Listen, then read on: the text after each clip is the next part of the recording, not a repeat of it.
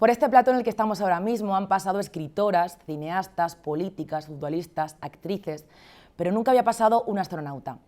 Hoy tenemos con nosotras a Sara García. Ella es la primera mujer española en realizar un entrenamiento inicial en el Centro Europeo de Astronautas de la ESA, en Colonia. Sin embargo, su formación y trayectoria van mucho más allá. Ella es bióloga molecular y ahora trabaja en el Centro Nacional de Investigaciones Oncológicas, donde lidera un proyecto para descubrir nuevos fármacos contra el cáncer de pulmón y de páncreas. Que hoy esté aquí con nosotras no es casualidad, porque el pasado 23 de enero se ha estrenado su primer libro, este que tengo aquí. Se llama Órbitas y es una mezcla entre el ensayo, la ficción y la autobiografía. Con ella vamos a hablar de ciencia, de feminismo y también vamos a reflexionar sobre la vida. Bienvenida, público, Sara. Muchas gracias. Si te parece, como no nos hemos visto nunca y este es nuestro primer encuentro, vamos a empezar haciendo un recorrido de tu vida, ¿no? Desde cuando eras más pequeña y tienes que afrontar ese momento que creo que para todas las adolescentes es como muy decisivo, ¿no? De qué tengo que estudiar o qué quiero hacer con mi vida, hasta llegar al momento actual, que es esta publicación de este libro de Órbitas. Sí. ¿Te parece bien? Me parece perfecto. Venga, pues empezamos. A ver, pues como te decía antes, ese momento en el que somos adolescentes y tenemos que elegir qué hacer con nuestra vida es siempre difícil. Tú hablas precisamente en Órbitas de que eres una persona muy curiosa y te gustó siempre como hacer muchas cosas, tenías curiosidad por muchas cosas. ¿Cómo es ese momento para ti? ¿En qué momento decides estudiar biología molecular? ¿Qué es lo que te lleva a tomar esa decisión? En realidad, lo que me llevó a estudiar, yo me licencié en biotecnología, luego me especialicé en biología molecular, pero mi carrera como tal es biotecnología. Y esa decisión va un poco ligada a mi semillita de esa curiosidad, esa niña que quería ser mil cosas, porque al elegir biotecnología era una forma de no tener que elegir. Creo que con 18 años no estamos del todo preparados para saber a qué queremos dedicar el resto de nuestra vida y nuestra carrera profesional. Yo a lo largo de mis estudios en el instituto sí que había notado que me interesaba la ciencia, eso ya me pasaba desde que era pequeña, y que de las distintas asignaturas científicas la que más me llamaba la atención era la biología. También me llamaba la atención la medicina, pero no quería ejercer como médico y no quería que mi conocimiento se limitase a aprender de la naturaleza. Quería aplicar ese conocimiento para mejorar de alguna forma la vida de la gente. Y la biotecnología consistía en eso, en utilizar el conocimiento de la biología para mejorar productos o servicios. Y la ventaja que tenía es que permitía especializarse en cualquier disciplina, desde biomedicina hasta agricultura, hasta procesos industriales, hasta fondos marinos. Claro. De esa forma dije, pues me dedico a esto, aplico la biología y ya más adelante, cuando termine la carrera, decidiré en qué me especializo. Claro. Y en ese momento, ¿qué proyecciones tienes tú de futuro? Es decir, ¿cómo te veías, ¿no? Pues ahora, 20 años más tarde, 15 años más tarde. ¿Te imaginabas algo de lo que estaba sucediendo ahora? No, creo que imaginarse cómo han surgido los acontecimientos era casi imposible, ¿no? Porque al final es una cosa muy, muy excepcional lo de convertirse en astronauta, especialmente cuando ya tienes una carrera profesional un poco definida. Sí que me veía dedicándome a la investigación, dedicándome a la ciencia, pero tampoco era muy consciente de en qué consiste ese trabajo cuando empecé la carrera con 18 años. ¿A qué se dedica un científico? ¿Cómo se hace investigación? ¿Cómo se trabaja en un laboratorio? Eso me atraía, pero no sabía tampoco si era capaz de vislumbrarme así en el futuro. Fue durante la carrera, cuando empecé a formarme en distintos laboratorios, cuando ya empecé a definir un poco más cómo quería orientar mi carrera profesional. ¿Y en ese momento tenías algún referente, alguna referente que te inspirase, ¿no?, en el futuro? Lamentablemente, no. Había oído hablar de figuras femeninas en la ciencia, pero las veía muy alejadas a mi persona y a mis circunstancias. No conocía ejemplos reales de científicas que trabajasen en laboratorios. Los empecé a conocer a lo largo de la carrera.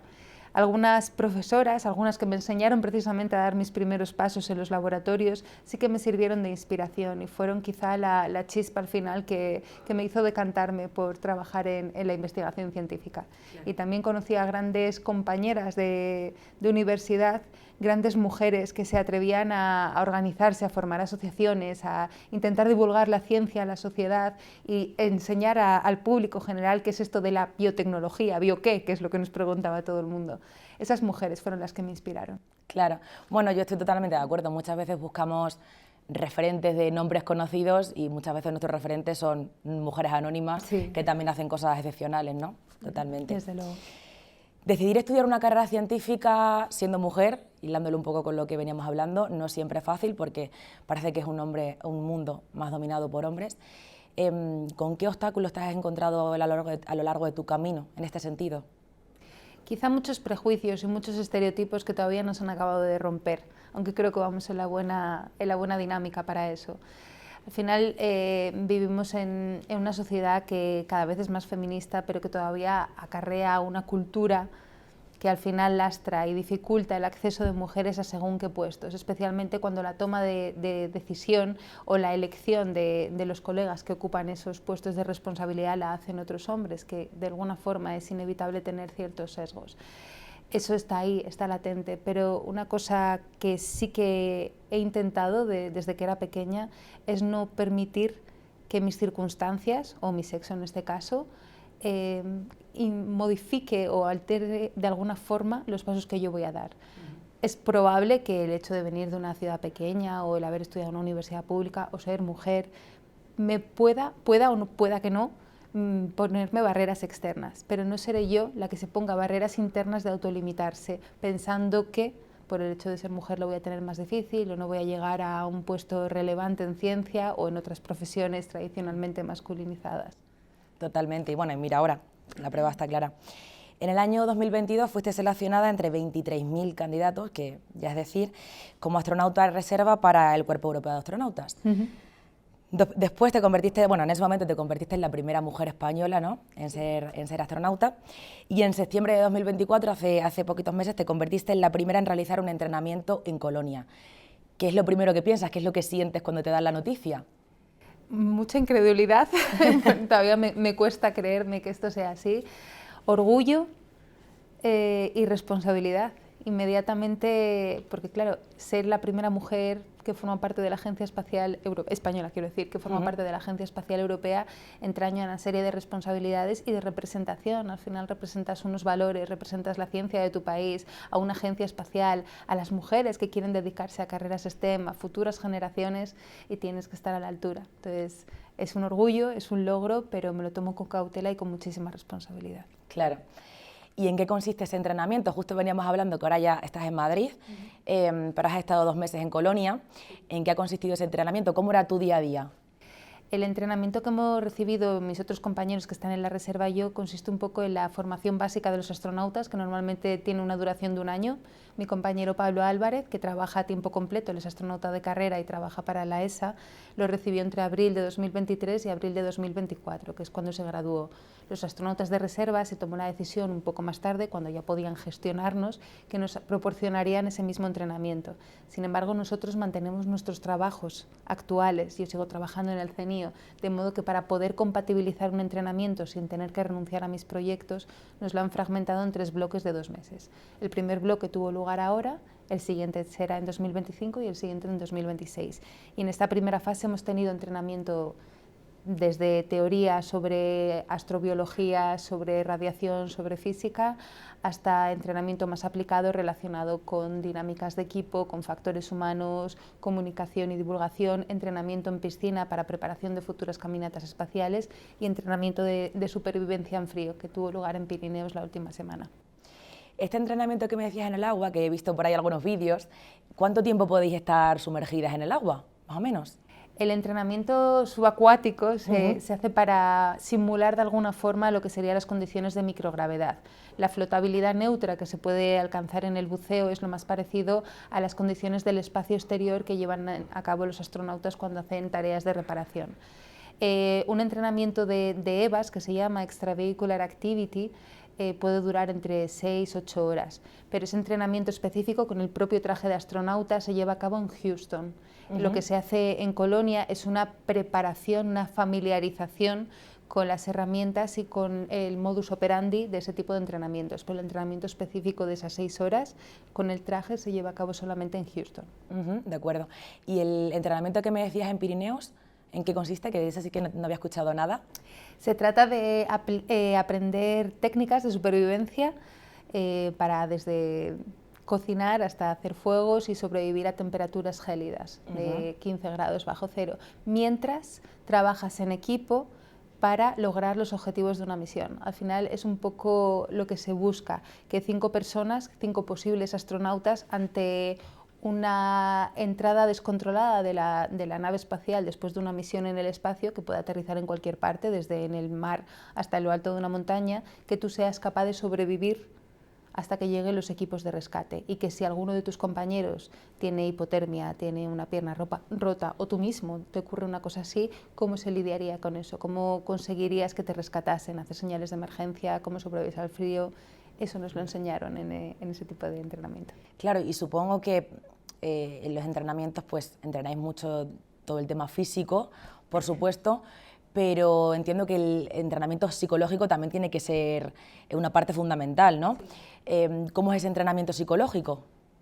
Mucho tiene que ver con dinámicas de equipo. Nos plantean todo tipo de problemas, que pueden ser problemas más baladí, como por ejemplo armar un puzzle con los ojos cerrados entre todos, por poner un ejemplo que me lo invento, hasta problemas más reales de ante una situación de vida o muerte, que ha ocurrido esto, cómo analizas los posibles errores, cómo te generas planes de contingencia, cómo estableces una buena comunicación con control de misión o con otros compañeros. Todo eso se entrena, se hacen como distintos simulacros, distintos escenarios, y nos van poniendo un poco a prueba en equipos con dinámicas de comunicación y ejemplos.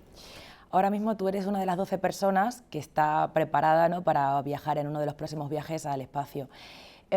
¿Cuándo podría darse uno de estos viajes y cómo sería? ¿Qué tipo de misión te gustaría a ti hacer? Como yo estoy en la reserva de astronautas, el tipo de misiones en las que participaríamos, porque ya ha habido 2 precedentes, el astronauta de reserva de Suecia y de Polonia, que han viajado en la Action 3 y viajarán en la Action 4 respectivamente, son misiones de corta duración, unos 15 días, y esas misiones están promocionadas por el país de origen del astronauta de reserva.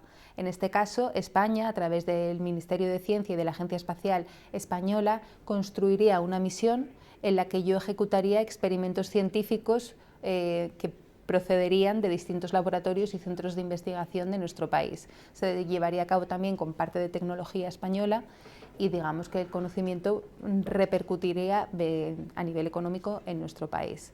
Para ello, primero tiene que haber una oportunidad de vuelo, y esas oportunidades de viajar a la Estación Espacial Internacional en misiones de corta duración las abre anualmente la NASA, sacados al año, y de momento todavía no existen esas oportunidades para que distintos proveedores, como puede ser Axiom, construyan esa misión y pongan en conjunto a la tripulación.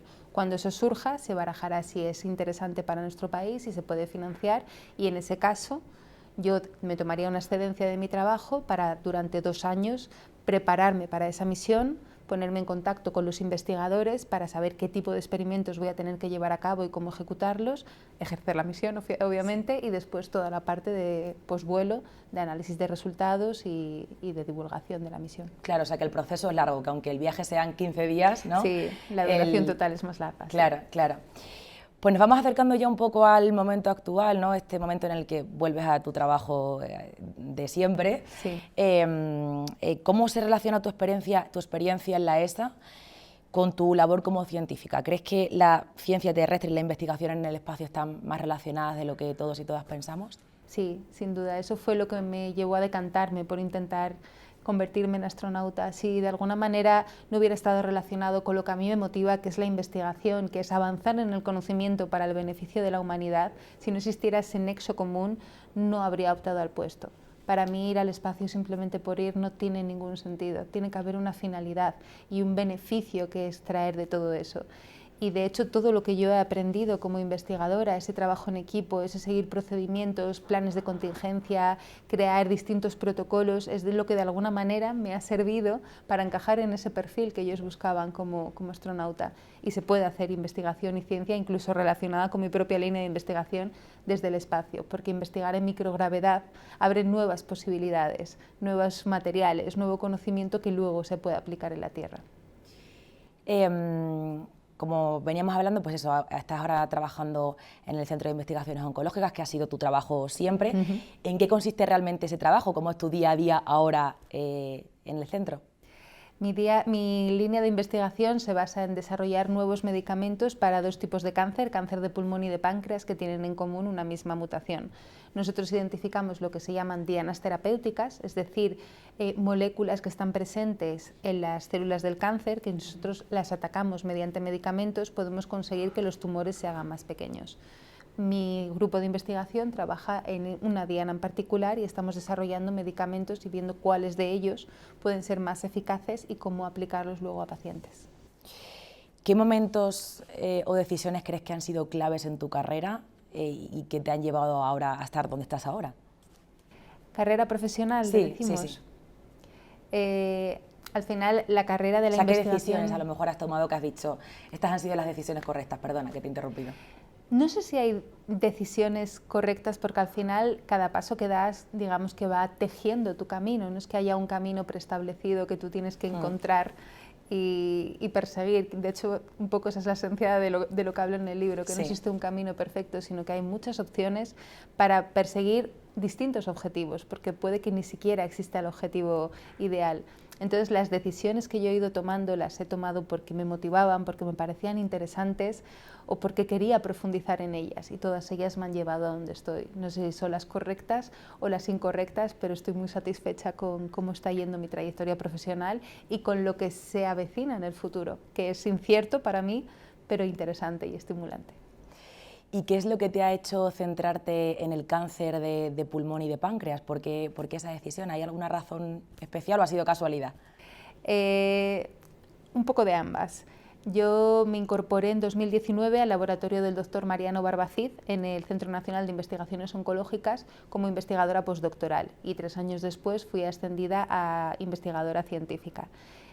Mariano Barbacid es conocido, es un referente a nivel mundial en la investigación oncológica porque fue una de las personas que contribuyó al descubrimiento de los oncogenes, es decir, la causa primigenia que es responsable de los tumores. Eso ocurrió en los años 80 y dado que él es uno de los mayores expertos mundiales en un oncogen en particular, todo su grupo de investigación desde los años 80 se dedica a ese oncogen. Esa mutación en ese oncogen, que se llama KRAS, es lo que tienen en común estos dos tipos de cáncer, cáncer de pulmón y cáncer de páncreas, esos subtipos, y por eso me dedico a ellos. ¿Y cómo ves la colaboración institucional en la investigación científica? Es decir, ¿crees que estamos avanzando hacia una ciencia más inclusiva en la que hay espacio para todos y para todas? Sí, creo que estamos avanzando hacia una ciencia más inclusiva, hacia la inclusividad en todos los sectores. Sí. Eso también se aboga, por ejemplo, desde el espacio. En el caso de la ESA, por favorecer esa inclusividad se está llevando a cabo un proyecto de paraastronautas, se ha incentivado a las mujeres a que presenten su candidatura. En el caso de la ciencia también un poco va en esa línea. Yendo un poco ahora al tema del feminismo y de lo que hablábamos antes de referentes y demás, ¿cómo vives tú ahora tu papel siendo un referente, ¿no? Habiéndote convertido en una referente para muchas otras chicas, quizás jóvenes o no tan jóvenes, que se ven en esa tesitura de decir, ¿qué hago con mi vida? Esta persona me inspira, ¿qué camino tomo? ¿Cómo vives tú ese papel que te ha tocado jugar? Un poco como lo que me preguntabas al principio, con orgullo y con responsabilidad. Es un orgullo que la gente te llame referente o que pueda servir de inspiración a futuras generaciones. Creo que es lo más bonito que se le puede decir a una persona.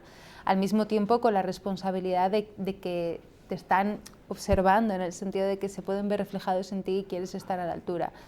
Pero dado que ese papel de referente me ha dado este altavoz, me ayuda a comunicarles a las niñas, a los niños, a las futuras generaciones en general, que se atrevan a intentarlo, que se pueden romper moldes de alguna manera, que el hecho de que no haya precedentes o no tenga referentes cercanos no significa que no se pueda llegar muy lejos. Entonces, si mi ejemplo les anima o les da ese revulsivo de energía para intentar algo que a lo mejor no se habían planteado, para mí es el mayor orgullo que puedo recibir.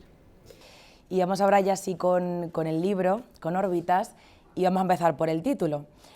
A mí algo que me ha gustado mucho y que me ha parecido muy interesante es esa metáfora, ¿no? Esa segunda interpretación que le das tú, a ese segundo significado que le das tú a lo que es una órbita. Y eso quería que nos explicases eso, ¿no? ¿Cuál es esa interpretación que haces tú del concepto de una órbita en el libro concretamente? Para mí las órbitas son caminos, son experiencias vitales, distintas trayectorias que llevamos a cabo cuando hay una fuerza que nos impulsa. Y esto siempre lo he dicho, en mi caso, mi gasolina, mi motor ha sido siempre la curiosidad. Y alrededor de la curiosidad es como me he atrevido a explorar distintas opciones. No ligarme a un único camino, a una única órbita, a una única trayectoria, porque para mí existen muchas, más próximas a ese núcleo que te impulsa, más alejadas, más circulares, más hiperbólicas. Podemos escoger múltiples caminos y extraer lecciones de todos y cada uno de ellos.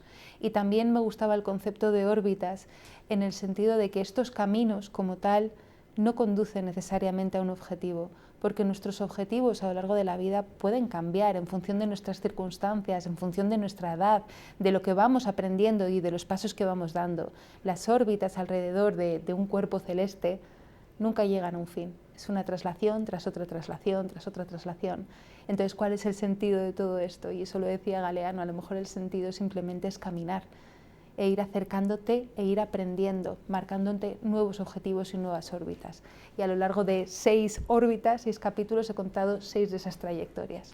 Totalmente, además, yo estoy muy de acuerdo con eso y lo hablo muchas veces con amigas y demás, que muchas veces en lo profesional sobre todo, yo creo que se valora mucho como la especialización, ¿no? O tienes que saber muchísimo sobre este tema concreto y especializarte mucho, cosa que está fenomenal, pero parece que todo lo contrario, tener mucha curiosidad sobre muchas cosas o que te interesen varios aspectos y picar un poco de cada lado, parece que no está tan valorado, ¿no? Desde luego, yo creo que es algo que quizás es muy controvertido y en mi ámbito, yo me dedico a la investigación científica, la tendencia es a sobreespecializarte, quizás el caso más paradigmático porque lo que buscas es ampliar los límites del conocimiento humano y para poder hacer eso es en algo extremadamente especializado donde tú aportas un granito de arena más al conjunto de la tierra del conocimiento. Y yo en mi ámbito profesional sí que estoy especializada en una vía, pero considero que como ser humano que tiene una única vida y que quiere exprimirla al máximo, no quiero limitarme exclusivamente a eso. Entonces a nivel profesional sí que me especializo, pero yo quiero aprender de todo, porque el hecho de que me guste la ciencia no significa que no me guste las humanidades, que no me guste la cultura, que no me guste la música, que no me guste la exploración espacial, la ingeniería. ¿Por qué tengo que renunciar a todo eso simplemente porque he decidido que me quiero dedicar a una carrera de ciencias? También va un poco por ahí mi ideal, pero esto es una cosa muy personal. Claro, claro. ¿Y qué es lo que te llevó a escribir a este libro? Que muchas veces pues tendemos a decir, esta persona es de letras, esta persona es de ciencias, de repente, este libro, ¿cómo tomas esta decisión? ¿Por qué?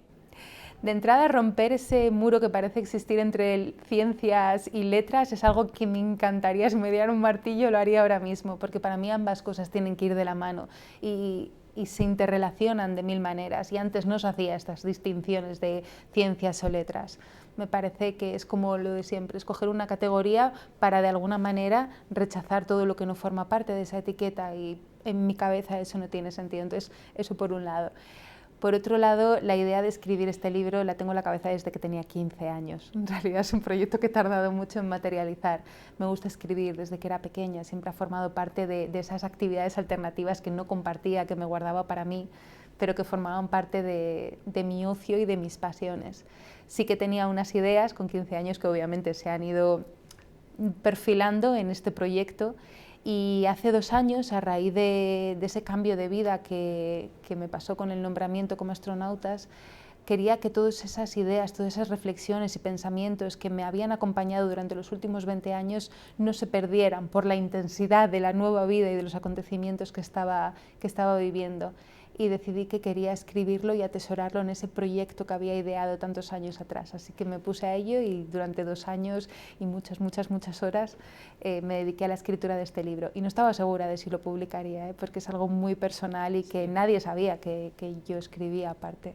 Al final decidí hacerlo porque me apetecía también compartirlo. Cuando creas algo, al final te gusta dárselo a la gente y ver qué opinan. Lo odias, lo amas, sí, cualquier otra feedback, cosa, ¿no? te ha entretenido.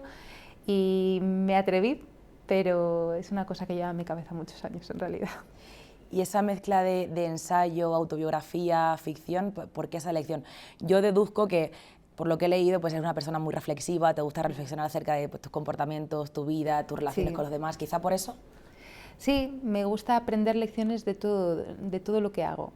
Entonces, a lo largo de estas órbitas lo que hago es reflexionar sobre para qué me ha servido a mí o qué cambios me han inducido, pero desde un punto de vista muy personal. Al final esto no pretende dar consejos, es una cosa que detesto, decirle a la gente lo que tiene que hacer o aconsejarle acerca de cómo hacer las cosas. Son reflexiones muy personales de mi forma de ver el mundo, que no tiene por qué ser la correcta. Y también está escrito con distintas estéticas, un poco por la idea de darle a cada órbita su propia personalidad. No hay que leerlo en orden, es así, podrías leer solo 2, las 6, alternar el orden completamente porque son capítulos independientes y cada uno está escrito con un pequeño estilo diferente. He intentado cuidar tanto la estética y la forma como el contenido, por eso para ejemplificar lo que cuento en ellas con cómo lo sentí en ese momento. En una de las primeras órbitas, no sé si es la segunda o yo creo que la segunda, bueno, en una de las primeras, haces como una especie de comparación o aplicas las leyes de Newton a tus experiencias personales. Sí. ¿Cómo aplicas la ciencia o la física a tu vida personal, a tu vida diaria? Una cosa que hacemos en ciencia con el método científico y en los laboratorios es conectar ideas para, de alguna manera creativa o que alguien no haya hecho antes, solucionar problemas. Entonces, mi vida personal la aplico en ciencia y mi vida científica la aplico en mi vida personal. Por ejemplo, cómo crear un protocolo experimental en un laboratorio, qué pasos seguir, en qué cantidades y en qué proporciones, puede ser muy similar a cómo diseñar una buena receta de cocina. Ambas cosas se pueden interrelacionar de alguna manera. Siempre crear planes de contingencia, es decir, yo cada vez que voy a hacer algo, identifico inmediatamente los puntos donde puede haber errores o donde algo puede salir mal. Intento adelantarme a ellos. Todo lo que sea puntos débiles, creo planes B por si fallan y estoy alerta por si fallan también. Sí. Y poner puntos de control en todas y cada uno de esos pasos. Eso es lo que hago en el método científico y lo aplico al resto de sectores de mi vida personal.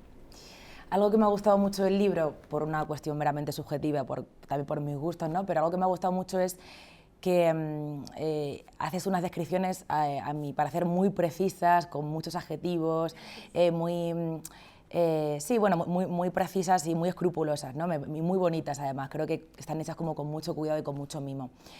¿Te consideras una persona observadora? Porque esas descripciones a mí me dan que pensar, ¿no? que eres una persona que observa con mucha atención lo que pasa a su alrededor. Sí, sin duda. Me encanta observar y analizar tanto los comportamientos como la estética de las cosas que nos rodean, ¿no?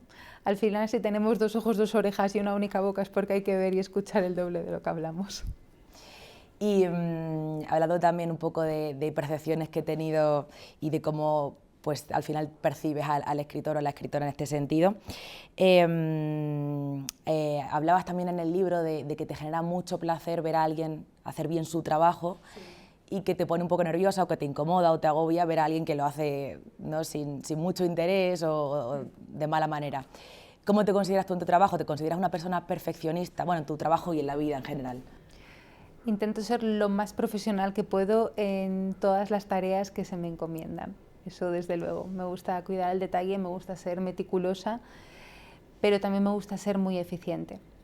Y hay reglas, ahora en muchas empresas se habla de qué porcentaje tienes que invertir para conseguir el 90% de los resultados, cuando tienes en tu contra el tiempo y tienes que hacer muchísimas cosas. A veces prefiero asegurar ese 90% aunque no llegue a la perfección, si eso me permite ser más eficiente y tener más tiempo para otras cosas. Pero sí tiendo a cuidar mucho el detalle, a cumplir, especialmente si hay terceras personas que dependen de mis acciones. Ahí soy ultra profesional y lo llevo a término y no me rindo y no abandono y no decepciono a los que trabajan conmigo. Claro, yo tuve una jefa en su día que siempre me decía que yo siempre he sido muy mala con la atención al detalle y ella me decía siempre que esa atención al detalle es lo que te hace llegar a esa excepcionalidad, ¿no? Digamos. Algo que me ha gustado mucho también del libro es esa relación con la música. Nada más abrirlo hay un QR en el que te invita a conocer la banda sonora del libro, pero no es solo eso, a lo largo del libro pues haces muchas referencias a cantantes, a canciones, a la música en general. ¿Cómo es tu relación con la música? ¿En qué lugar qué posición ocupa en tu vida?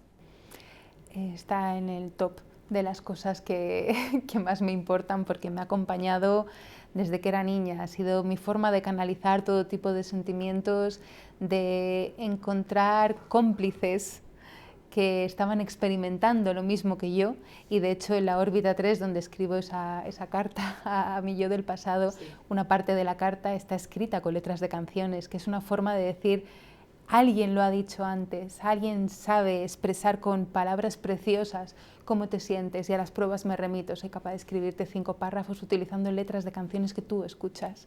Eso es maravilloso. Y luego a nivel personal también identifico la música con el amor, porque con mi pareja me une la música con un vínculo muy fuerte, desde todos los cientos de conciertos a los que hemos asistido juntos hasta todos los momentos de nuestra vida llevan una banda sonora, y él ha escrito gran parte de la mía. Entonces, para mí la música es crucial en muchos aspectos. Hay otra parte que también me ha parecido como muy divertida del libro, que sobre todo me ha tenido como muy ahí pendiente, es la parte del campamento Krusty. ¿Por qué decides someterte a ese suplicio? Ya. Creo que todavía me lo pregunto, me lo ha preguntado toda la gente que sabe que lo hice, y dice: ¿pero por qué? ¿En qué momento tomas esa decisión? Sí. Lo hice para probarme. No es algo que recomiende ni que crea que se debe hacer, ni mucho menos. Guardo buenísimas experiencias de ese campamento, pero es algo que hice voluntariamente porque quería ver hasta dónde soy capaz de llegar, física y psicológicamente. ¿Lo repetiría? Probablemente no. ¿Me encantó hacerlo? Sí, y no me arrepiento ni un solo segundo. Sí, no era ni mucho menos una pregunta que juzgase, porque yo misma cuando estaba leyendo el libro, tendré incluso, yo al menos sentía como curiosidad, ¿no? De hasta qué punto hubiese llegado yo, ¿no? ¿Cuántas horas? ¿Cómo me hubiese sentado a mí? Pero sí, me parecía como muy, muy divertido. Y para ir terminando con este apartado del libro, ¿con qué idea, ¿no? ¿Con qué percepción le gustaría que se quedase a alguien del libro? ¿Qué mensaje querrías lanzar? Realmente no he escrito el libro para lanzar mensajes. Tengo curiosidad por ver cómo es acogido por la gente, y creo que lo digo en algún momento, no sé si los agradecimientos en el prólogo: si te entretiene, si te sirve para algo, aunque sea para calzar una mesa, me da igual, si le sacas alguna utilidad, fantástico.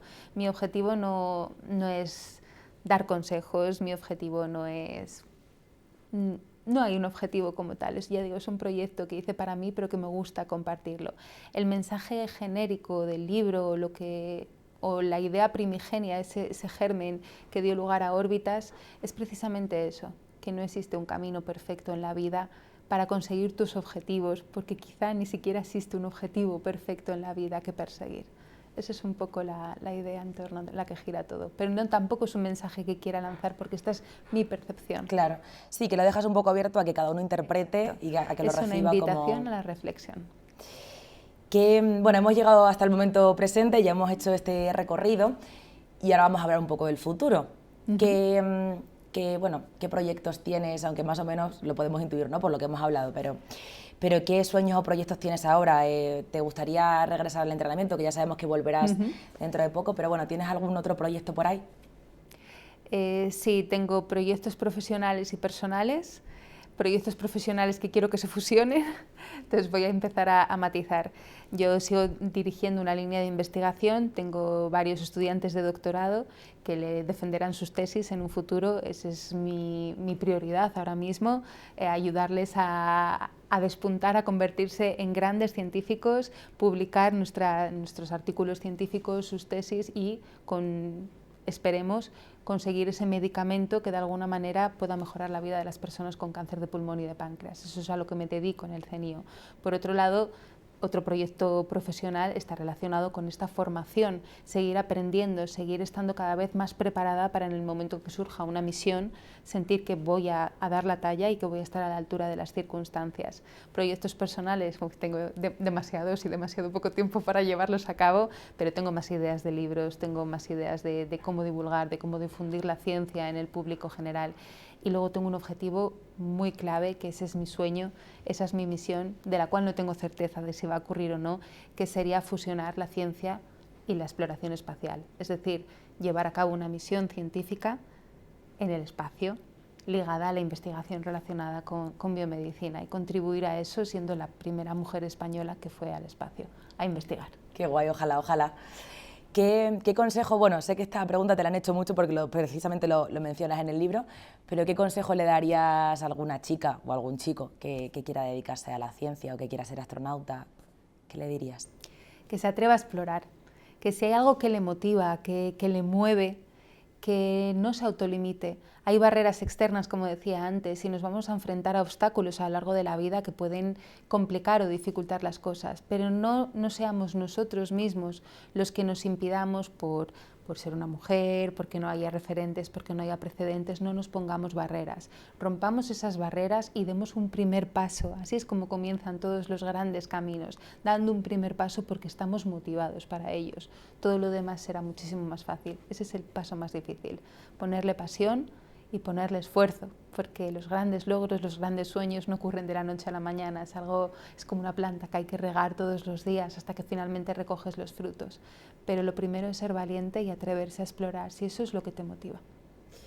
Y ya para ir concluyendo y volviendo ahora al pasado, para terminar, ¿qué le dirías a la Sara del pasado? Ahora siendo tú y viendo pues, cómo se ha evolucionado, ¿no?, todo tu camino, si tuvieses que decirte algo a cuando eras más pequeña, a lo mejor tenías alguna inseguridad o tenías alguna barrera, ¿qué mensaje le darías? No te preocupes, si lo estás haciendo fiel a tus valores y realmente tienes esta pulsión, tienes estas ganas, sigue así. Sigue dejando que la curiosidad sea el motor de tu vida, siempre fiel a lo que te han enseñado, que es ser una buena persona, esforzarte e intentar avanzar en el conocimiento para de alguna forma contribuir, aunque sea con un granito de arena, a hacer del mundo un lugar mejor. No te preocupes porque no sepas el camino o porque ni siquiera haya un camino definido delante tuyo. Sigue así. Bueno, Sara, pues hemos llegado al final de esta entrevista. La verdad que, como te he dicho antes, para nosotras ha sido un placer tenerte aquí porque pues eso, por aquí han pasado muchas personas, muchos hombres, muchas mujeres, pero nunca habíamos tenido a una persona, pues a un astronauta y una persona pues que ha recorrido ese camino tan peculiar y tan interesante. Y nada, pues esperamos verte seguir, o sea, llegar muy lejos y que sigas trazando muchas órbitas todavía en tu vida. Muchísimas gracias, ha sido un auténtico placer, de verdad. A vosotros os invitamos a que nos sigáis en nuestras redes sociales y sobre todo a que podáis leer el libro de Sara, Órbitas, que ya está disponible en todas las librerías.